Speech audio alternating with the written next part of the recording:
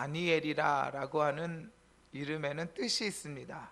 우리는 그냥 부르지만 그 이름에 뜻이 있다라고 하는 거죠. 성경을 좀 많이 접하다 보면 이런 뜻이겠다라고 하는 것이 알다 보면 많이 느껴지게 되는데, 엘이라라고 하는 것은 하나님이죠. 그래서 사무엘, 그렇게 하면 하나님께서 들으신다, 뭐 이런 뜻입니다. 그래서 엘이라고 하는 자체가 하나님이라고 하는 뜻인데, 다니엘 하면 이 다니엘은 하나님께서 심판하신다라고 하는 그러한 뜻을 가지고 있는 귀한 이름입니다. 다니엘의 이름에는 두 가지 큰 나름대로의 의미가 있는데, 먼저 이 이름은 믿음의 이름이요 신앙의 이름이라고 하는데 의미를 가질 수가 있습니다. 우리가 예전에 교회 옆에 자전거 포 이름이 돼지 바이크, 그래서 돼지에서 이름을 왜 처음에 왜 돼지로 짓나. 김밥집 가면은 김밥집 이름이 뭐 상호를 밝혀서 그렇긴 하지만 토마토, 그러면은 그냥 토마토면 그냥 김밥집이다라는 생각을 이렇게 하죠. 제가 많이 애용하였던 현수막 공장, 현수막 가게 이름이 있는데 오렌지예요. 오렌지 현수막. 왜 이러한 이름을 왜 이렇게 짓냐면요, 이 돼지하고 바이크, 이 자전거하고 상관이 있는 게 아니에요. 돼지가 자전거 타고 다니는 것도 아니고. 그런데 왜 돼지 바이크라고 하겠어요? 거기에는 그 우리가 잘 아는 어떠한 명칭을 통하여서, 그 이름을 통하여서 그 상호가 기억나게 하는 거예요. 그래서 아무 관계 없어도 괜찮아요. 오렌지랑 현수막이랑 아무 관계 없어도 오렌지 하면 그 오렌지라는 익숙한 그 용어를 통하여서 그 가게가 생각나게 해주는 거죠. 이는 세상의 지혜입니다. 세상에 아주 탁월한 지혜죠. 그래서 이름을 이와 같이 짓는 거예요. 알기 쉬운 이름으로, 부르기 쉬운 이름으로 그렇게 이름을 짓습니다. 그러나 이러한 기업의 이름을 짓는 거랑 사람의 이름을 짓는 거랑은 다르죠. 사람의 이름은 그냥 부르기 쉬우라고, 첫 번째 났으니까 1이라고 지고 두 번째 났으니까 2라고 지고 그러면 안 되는 거죠. 사람의 이름에는 나름대로의 가치가 있는 거예요. 철학이 있는 거예요. 믿음의 사람들은 자녀를 낳으면서도 믿음을, 신앙을 불어넣어 주죠. 함부로 짓는 것이 아니에요. 아무렇게나 짓는 것이 아니에요.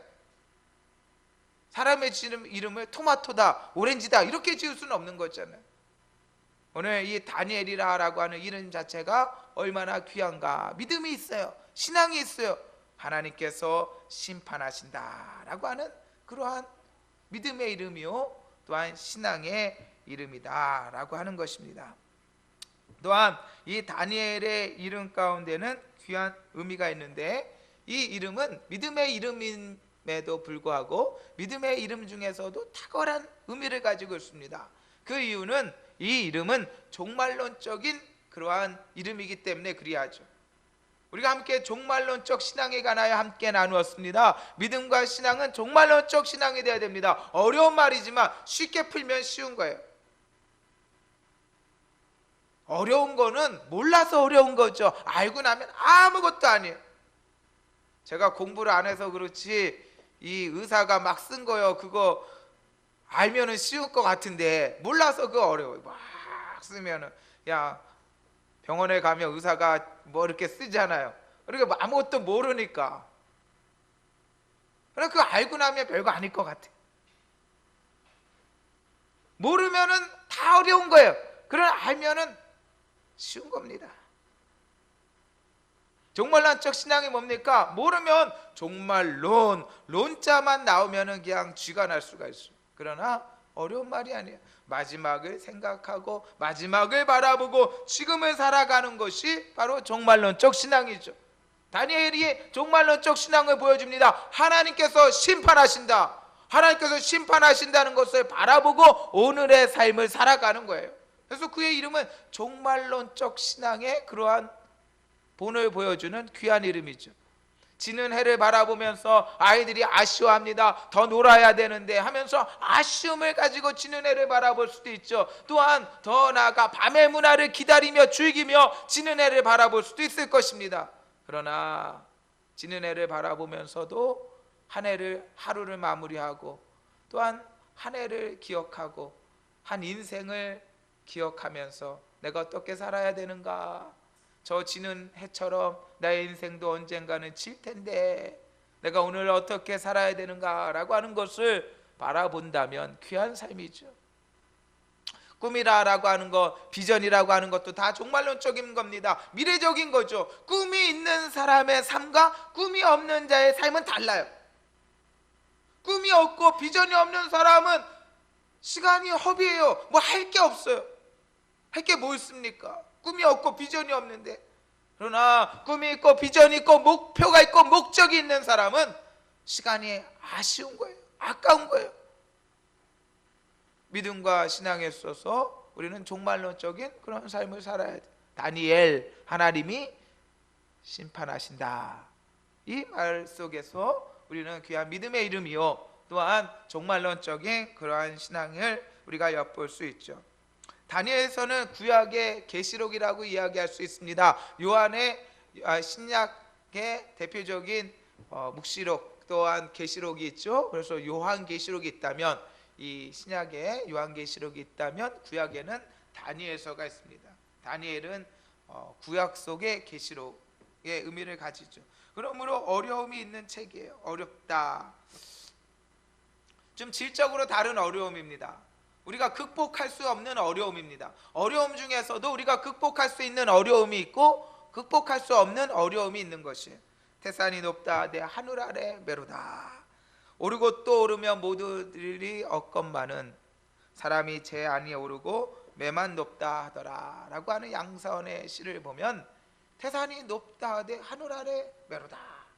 오르고 또 오르면 모두들이가 못 오를 리가 없다는 거예요. 사람이 오르지는 않고 매만 산만 높다 하더라.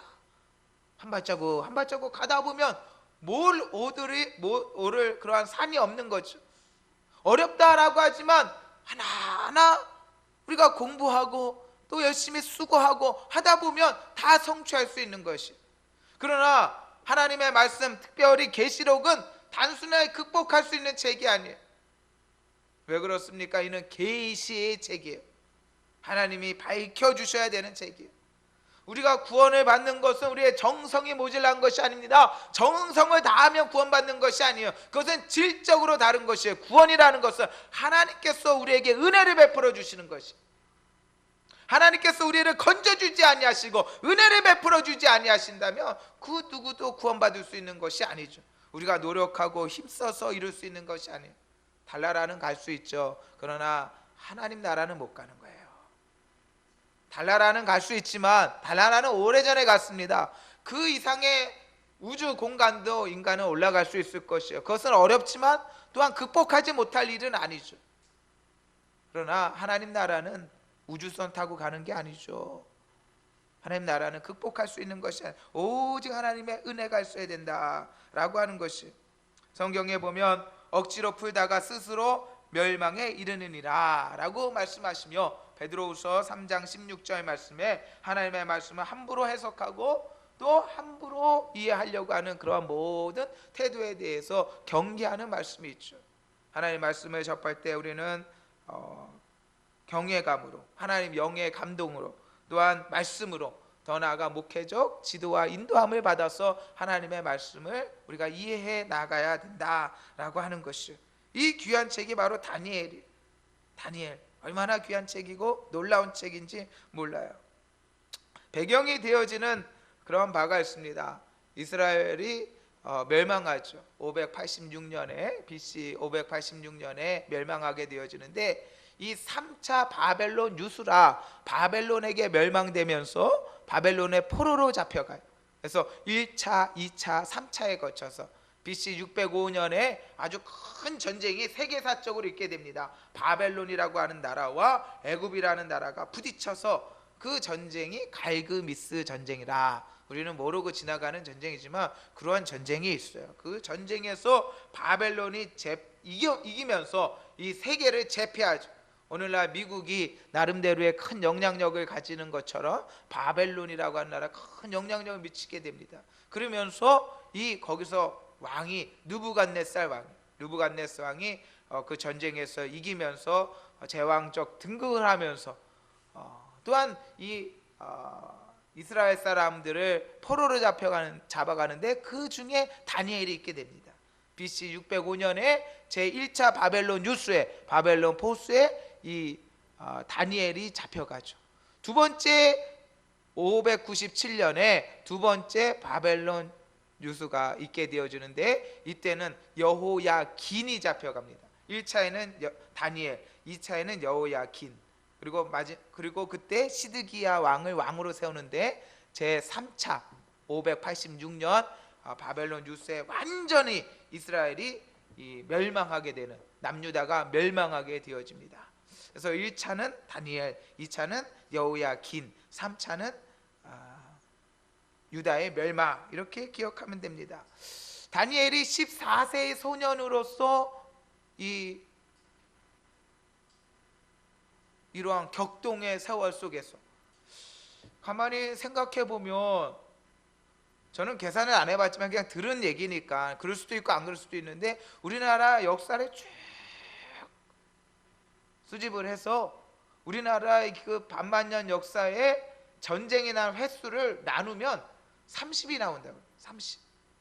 정확한 수치인지는 잘 모르겠어요. 그러나 큰 오차는 있지 않을 것 같아요. 그러니까 다시 얘기해서 우리나라 반만년 민족 역사 속에서 전쟁 없이 30년마다 전쟁이 그냥 반복되어지는 나라예요. 눈만 뜨고 나면 전쟁이에요. 평화가 있긴 하지만 30년마다 그냥 전쟁이 있는 그러한 땅이죠. 그런 역사 속에서 우리가 전쟁을 보지 않고 살아간다는 것만으로도 얼마나 우리가 행복하고 귀한지 몰라요. 전쟁이라는 것이 얼마나 무서운 것입니까? 오늘 다니엘은 그 나이 14살에 전쟁이 터진 거예요. 14살이면은 한참 예민할 그러한 시기인 것 같습니다. 6.25가 터져도 그때 3살, 4살 그런 분들은 잘 모르죠. 그냥 부모님 손에 이끌려 피난 가고. 그러나 그때 당시에 10살이 넘었다 그러면 그 모진 그 힘듦을 몸으로 다 느끼는 거예요. 다니엘이 14세의 소년으로서 포로로 바벨론으로 잡혀갑니다. 오늘 그 말씀이 그러한 배경 속에 있게 되어지는 거예요. 다니엘은 요셉과 비교하면 조금 확연하게 또 보이고, 두 사람은 좀 비교해 보아야 될 그런 사람이 됩니다. 요셉은 17세에 애굽으로 팔려가잖아요. 그러나 다니엘은 14세, 좀 이른 시기. 더 나아가 요셉은 17세서부터 13년간 고난당하고 30세에 총리가 되어지는데, 다니엘은 좀 더 빠릅니다. 14세의 포로로 잡혀가서 17세 그때 벌써 존귀하고 높임을 받기 시작하죠. 두 사람은 좀 비슷한 부분이 많아요. 요셉은 바로의 꿈을 해몽하죠. 다니엘은 느부갓네살 왕의 꿈을 해몽합니다. 단순한 해몽이 아니에요. 요셉은 그 꿈을 해몽하지만 다니엘은 꿈도 해몽도 다 함께 내놓아야 되는 그 시험에 이기게 되어지는 것을 우리가 살펴볼 수가 있죠. 요셉은 어떠한 사람입니까? 구약 속에 예수 그리스도의 가장 확연한 모델이 되어집니다.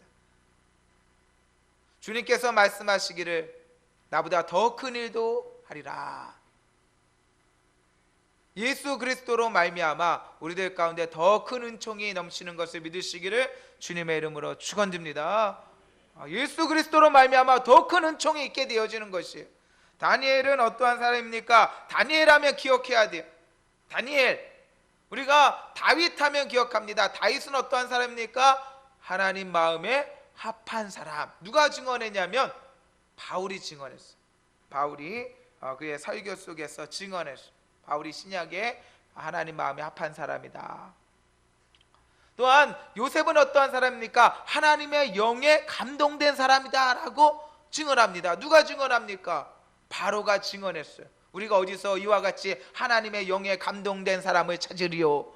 요셉은 하나님의 영에 감동된 사람이에요. 다니엘은 어떠한 사람이냐? 가브리엘 천사에 의해서 다니엘 9장 23절, 10장 11절, 10장 19절 말씀에 큰 은총을 받은 사람이다 라고 증언합니다. 다니엘은 큰 은총을 받은 사람이에요. 예수 그리스도 이후에 주 예수 그리스도의 십자가로 말미암아 은혜를 받은 저와 여러분은 큰 은총을 받은 사람인 것을 믿으시기를 주님의 이름으로 축원드립니다. 우리는 큰 은총을 받은 사람들이에요. 얼마나 감사합니까? 죽어도 감사해요. 죽어도 감사. 하늘에 소망이 있으니 얼마나 감사해요.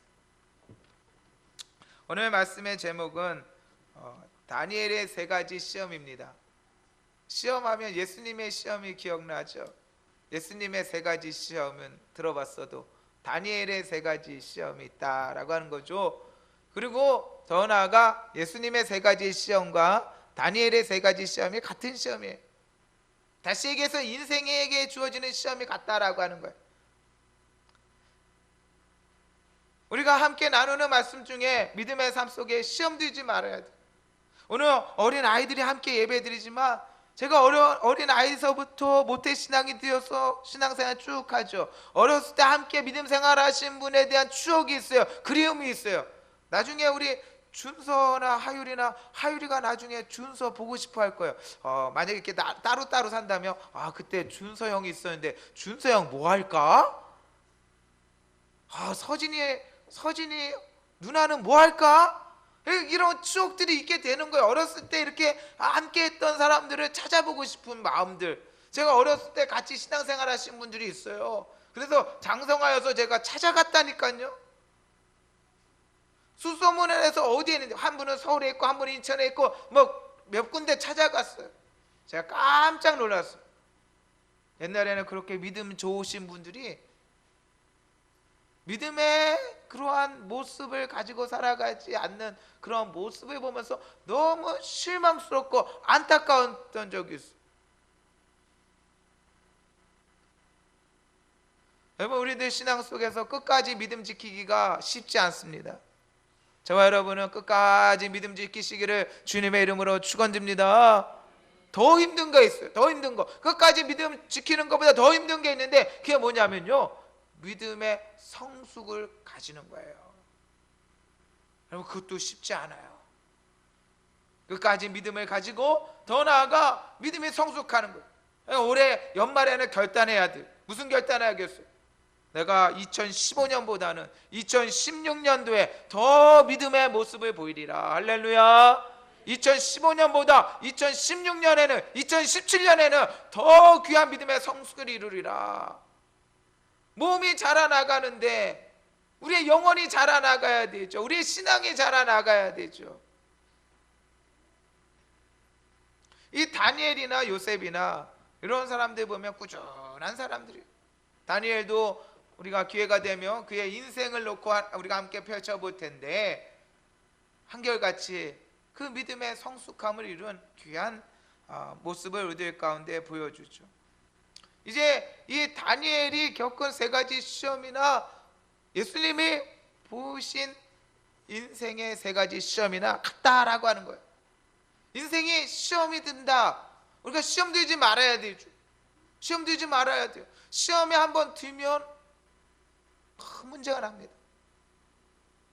대학에 한번 떨어지면 몇 년이 손해되냐면 1년이 손해가 돼요. 대학에 한번 떨어지면 1년 동안 재수해야 되는 거예요. 신앙도 한번 퇴보하게 되면은 1년이 아니라 2년, 3년, 5년, 10년까지 어떠한 사람은 수십 년 동안 믿음 저버리고 살아가다가 나중에 돌아오죠. 물론 구원받죠. 그러나 인생의 목표가 구원에 있지는 않잖아요. 구원은 우리의 믿음의 시작이죠. 삶의 목표가 아니에요. 우리가 이 시험에 대해서 알아야 돼요. 이 시험이 뭔가. 더 나아가 시험에 안 드는 것도 중요하지만 시험을 분별하는 것도 중요합니다. 왜냐하면 많은 사람들이 시험에 든 줄을 모르고 신앙생활하는 거예요. 시험에 든 줄을 몰라요. 병이 있는데 병이 든 줄을 모르고 살아가는 거예요. 병이 들었는데, 여러분 중병은 어떻게 납니까? 가벼운 병은 이 몸이 어떻게 반응하냐면, 가벼운 병은 증상이 나타나요. 그런데 중병은요, 증상이 안 나타나요. 언제 나타나요? 죽을 때 나타나요. 증상이 나타난 다음에 고치려고 하면 이미 늦은 거예요. 내게 증상이 없다고 하여서 건강한 게 아니에요. 건강검진 잘 하시기를 주님의 이름으로 축원드립니다. 건강검진 잘 하세요. 몸을 잘 관리하세요. 내가 탈이 없다고 탈이 없는 게 아니라니까요. 술을 먹다가요, 술 먹는 분들 보면 아무리 먹어도 괜찮대요. 괜찮긴요, 한 번에 그냥 가버립니다. 어느 순간에. 저울질할 때도 무거운 거를 암만 올려도 이렇게 기울질 않죠. 그런데 종이 한 장 올리면 이게 기울어지는 거예요. 종이 한 장 올리면 그냥 기울어지는 거예요. 어느 한계까지는 괜찮은 것 같죠. 괜찮은 게 괜찮은 게 아니에요. 우리가 이 다니엘의 시험이나 예수님의 시험을 통하여 시험이 무엇인가를 분별해야 됩니다. 그래서 내가 뭐가 잘못됐는지 내가 알아야 되는 거예요. 오늘 이 첫 번째 시험이 뭡니까? 오늘 이 느부갓네살 왕이 명을 하는 거예요. 그래서 명하기를 그들에게 갈대아 사람의 학문과 언어를 가르치게 하였고, 4절 말씀에 그들에게 갈대아 사람의 학문과 언어를 가르치게 하였고, 이게 시험입니다. 이게 아주 중요한 시험입니다. 우리의 인생의 시험은 뭐냐면요, 말씀을 잃어버리면 시험이 있는 거예요.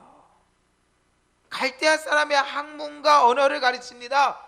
여러분, 우리 자녀 교육할 때 중요한 것이 있어요. 영어는 가르칩니다. 수학은 가르칩니다. 국어는 가르칩니다. 과학은 가르칩니다. 역사는 가르칩니다. 그런데 하나님의 말씀이 없어요. 하나님의 말씀이 없어요. 그것이 큰 시험이다라고 하는 것이에요. 인생에 있어서 큰 시험은 말씀을 잃어버림에 있는 거예요. 말씀이 있습니까? 말씀을 잃어버림에 시험이 있는 거예요. 마귀가 와갖고 예수님께 시험합니다. 내가 만약 하나님의 아들이거든 이 돌들을 떡덩이가 되게 하라. 예수님이 보리떡 5개와 물고기 2마리로 5,000명도 먹이시는 주님께서 또 하늘에 만나를 내려서 200만 명이나 되는 사람들을 40년 동안 먹이시는 하나님께서 돌덩어리를 돌덩어리를 아브라함의 자손으로도 만들 수 있는 분이에요. 흙으로 사람을 지고 생기를 불어넣어 사람이 된 거예요. 사람이 뭡니까? 아무것도 아닙니다. 하나님 보면 아무것도 아니에요.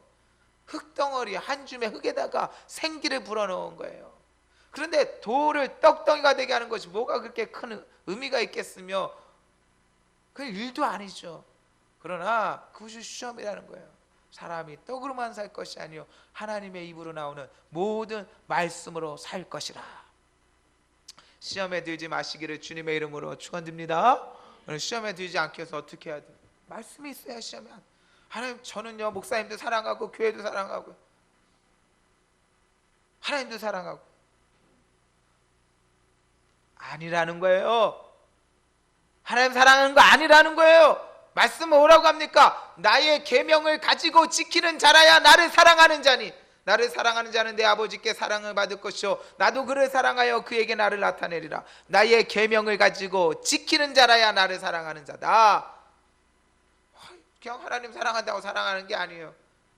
하나님의 계명 말씀을 가지고 지키는 자라야 사랑하는 자다라고 하는 것입니다. 주님께서 가르쳐 주신 4가지 밭이 있습니다. 길가, 돌짝밭, 가시떨기밭, 좋은밭. 길가밭은 무엇입니까? 씨앗이 떨어지는데 그것이 들어가지가 않는 거예요. 마음이 딱딱하니까 새들이 와서 먹어버렸다는 거예요. 말씀이 없는 것, 그것이 시험이에요. 오늘 말씀 속에서 바벨론 포수로 잡혀가서 바벨론 사람의 갈대아 사람의 학문과 언어를 가르칩니다. 그 안에 학문이 들어가고 언어가 들어가죠. 중요한 건 뭡니까? 그 안에 말씀이 없어요.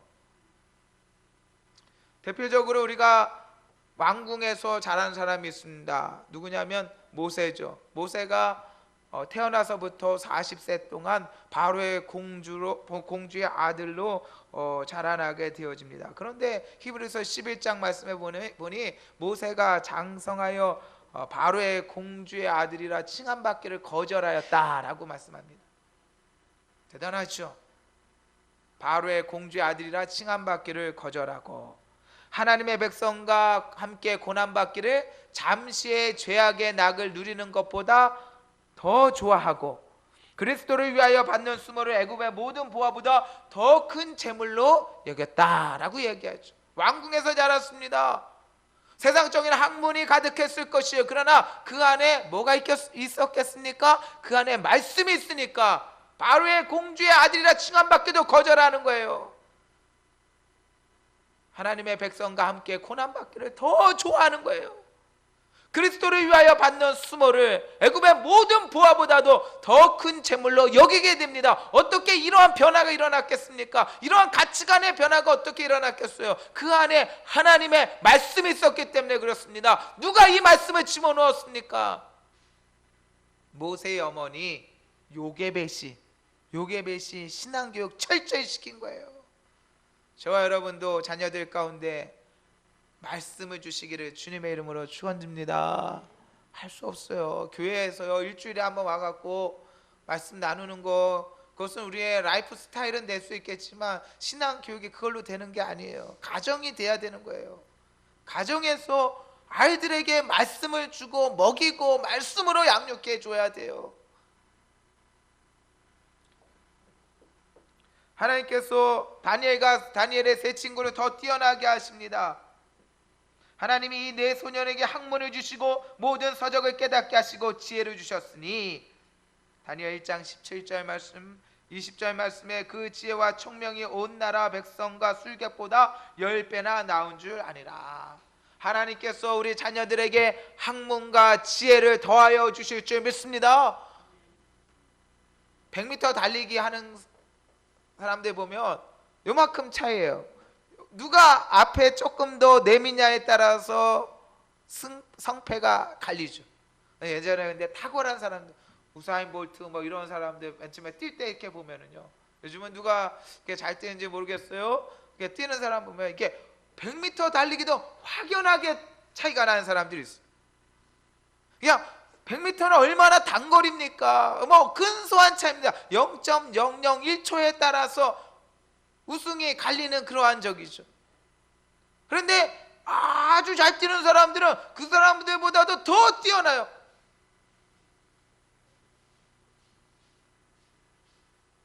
하나님께서 다니엘에게 이러한 지혜, 이러한 학문, 이러한 총명을 허락하여 주셨어요. 왜? 하나님 말씀이 그 안에 있으니까. 첫 번째 시험이라고 하는 것은 다른 시험이 아니라 말씀의 시험이다라는 것을 알고 말씀을 늘 가까이 하는 우리의 삶이 되어야 되는 거죠. 두 번째, 이 바벨론의 느부갓네살 왕이 또한 한관장 아스부나스를 통하여서 왕이 지정하여서 왕의 음식과 그가 마시는 포도주에서 날마다 쓸 것을 이 다니엘의 세 친구에게 주어 3년을 기르게 합니다. 3년을 기르게 한다. 여러분, 이게 시험이에요. 그러니까 시험이라고 하는 것은 우리가 얼핏 보면 모두가 인정하는 그런 시험이 있겠지만 믿음이 없으면 이 시험을 분별하지 못해요. 내가 시험에 들었는지를 몰라요. 여러분, 우리가 분별하지 못하면 하는 사이에 세상 사람 되어가 삽니다. 믿음의 사람이나 세상 사람과 똑같이 살아가는 거예요. 3년 동안 왕의 진미와 음식으로 기름진 것으로 채웁니다. 그 결과가 무엇이겠습니까? 그 결과가 완전히 체질이 바뀌는 거예요. 하나님 의지하겠어요? 하나님 바라보겠어요? 아니에요. 하나님 바라보지 않아요. 하나님 의지하지 않아요. 시험이 뭡니까? 시험이라고 하는 것은 하나님과의 관계가 문제가 생기는 거예요. 하나님 의지하지 않는 거예요. 하나님 바라보지 않는 거예요. 기도하지 않는 거예요. 갈망하지 않는 거예요. 어느 순간 세상에 젖어 살다 보면 하나님 없이도 그냥 그렇게 살아가요. 하나님께 대한 간절함이 없어요. 저와 여러분 마음에 하나님에 대한 사모함이 있습니까? 설렘이 있습니까? 사랑이 있습니까? 바라봄이 있습니까? 구함이 있습니까? 예수님의 두 번째 시험에서 말씀하십니다. 주 너희 하나님을 시험하지 말라. 하나님을 시험하지 하고 안 하고의 그런 문제가 아니에요. 하나님 자체를 바라보지 않는 거예요. 어느 순간 우리의 믿음이 그렇게 되는 거예요. 일상에 파묻혀 사는 거예요. 3년 동안. 여러분, 우리가 한번 세상 맛보았다고 해서 세상 사람 되지 않습니다. 한번 회개했다고 해서 믿음 생활 됩니까? 그것도 아니에요. 그러나 3년이라고 하는 세월은 다른 거예요. 3년을 이렇게 살다 보면 그렇게 젖어버리는 거예요. 마귀 사탄도 우리를 장기 계획합니다. 오랜 세월 거쳐서 우리를 마귀 자녀 만들려고 오늘 말씀 속에서 기르고 양육하는 겁니다. 잘 보세요. 기른다라고 하는 말씀이 있죠. 기르는 거예요. 양육하는 거예요. 누구로? 느부갓네살 왕의 자녀로, 영적으로 해석하면 마귀 사탄의 자녀로, 세상 자녀로 기르고 양육하는 거예요. 저와 여러분은 하나님의 자녀인 줄 믿습니다. 하나님의 자녀가 하나님 바라보고 살아가야 되는 거죠. 8절 말씀에 다니엘은 뜻을 정하여 왕의 음식과 그가 마시는 포도주로 자기를 더럽히지 아니하리라 하고, 믿음이 없으면 이게 왜 더럽히는 거예요? 좋은 음식 주는데요, 좋은 것 먹고 기름지고 편하고 귀하고 영적으로 분별하면 하나님과 멀어지게 만드는 거예요. 직장 생활을 할 때도 잘 분별해야 됩니다. 내가 믿음과 신앙을 지킬 수 있는 직장 생활인지 아니면 내 하나님과의 관계를 끊는 직장 생활인지를 분별해야 되는 거예요. 내 믿음 신앙이 이 직장을 통하여서도 하나님의 영광이 나타나고 하나님과 교통하고 교제할 수 있는 믿음 생활이 또한 직업과 우리의 삶이 되어야 되는 거예요. 그걸 위해서 열리도록 기도해야 되는 거예요. 어느 순간 세상적으로는 부유해졌는데 하나님과의 관계는 단절되어지고 하나님을 잃어버리는 우리의 신앙과 믿음이 되어서는 안 되죠. 호떡을 파는 한 아줌마의 그 감동스러운 모습을 잊을 수가 없어요. 그것은 아예 제 모습에, 제 기억 속에 각인되었어요. 호떡 하나를 팔더라도 성경책이 그 앞에 놓여 있고 그것을 읽어가면서 묵상하면서 호떡을 파는 모습을 보았어요. 세 번째 시험은 무엇입니까? 세 번째 시험은 이름을 바꾸죠. 그래서 그들 가운데 유다 자손 곧 다니엘과 하나냐와 미사랴와 아사랴가 있었더니 환관장이 그들의 이름을 고쳐 다니엘은 벨드사살, 하냐냐는 사드락, 미사엘은 메삭이라 하고 아사랴는 아벳느고라 하였더라. 우리 말이 아니니까 이게 무슨 말인가 모르지만 이 언어를 알고 또 그 당시 사람들은 그 이름의 뜻을 알았을 거예요. 그 이름의 뜻을 아니까 고쳐버리는 거예요.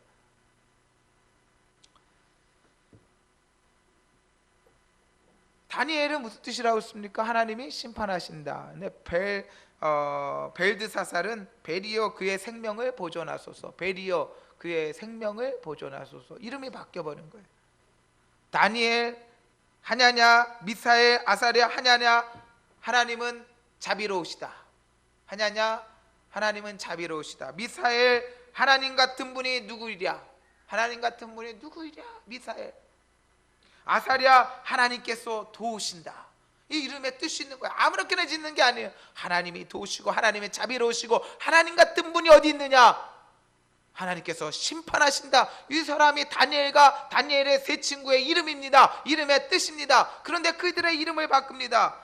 다니엘은 베리어 그의 생명을 보존하소서, 벨드사살, 사드락 태양의 영감, 메삭 아쿠신 같은 분이 어디 있으랴? 미사엘, 하나님은 하나님 같은 분이 어디 있느냐라고 했더니 메삭이라고 해서 미사엘을 메삭이라고 하여서 아쿠신 같은 분이 어디 있느냐? 아사랴, 하나님께서 도우신다.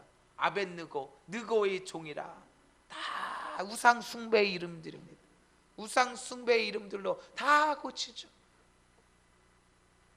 이는 우리들의 세 번째 시험이 무엇인가를 알게 하십니다. 예수님께서 당면하신 세 번째 시험은 오직 주 너희 하나님께 경배하라 라고 하는 시험이죠. 우리가 하나님 섬기는 거예요. 하나님 경배하는 거예요. 근데 이들의 이름이 하나님 경배하고 하나님 사랑하고 하나님 높이는 그러한 존귀한 자의 이름에서 우상 숭배자의 이름으로 바뀝니다. 하나님을 섬기고 있습니까? 먼저 그의 나라와 그의 의를 구하라. 이는 모든 믿음의 사람에게 주시는 명령이에요. 우리의 삶의 시험입니다. 우리의 삶의 시험은 무엇입니까? 하나님 섬김을 잃어버렸어요. 하나님 섬김을 잃어버렸어요. 믿음의 삶은 하나님 섬기며 살아가는 삶이에요. 하나님 높이면서 살아가는 자예요. 나를 존귀 여기는 자를 내가 존귀 여기고 나를 멸시하는 자를 내가 경멸하리라고 하였습니다. 내가 가지고 있는 재능, 내가 가지고 있는 은사, 이 모든 것을 통하여 하나님 높이는 거예요. 하나님 기쁘시게 하는 거예요. 주를 기쁘시게 할 것이 무엇인가 시험하여 보라. 구할 때도 솔로몬처럼 하나님 마음에 합한 것을 구하는 사람, 우리가 생각하고 우리의 마음이 하나님 마음에 합한 사람, 하나님 마음을 만져드리고 하나님을 높이고 하나님과 교통하고 교제하고 하나님 섬기고.